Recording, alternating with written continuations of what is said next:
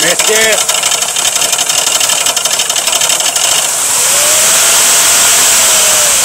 All right, now shut it down.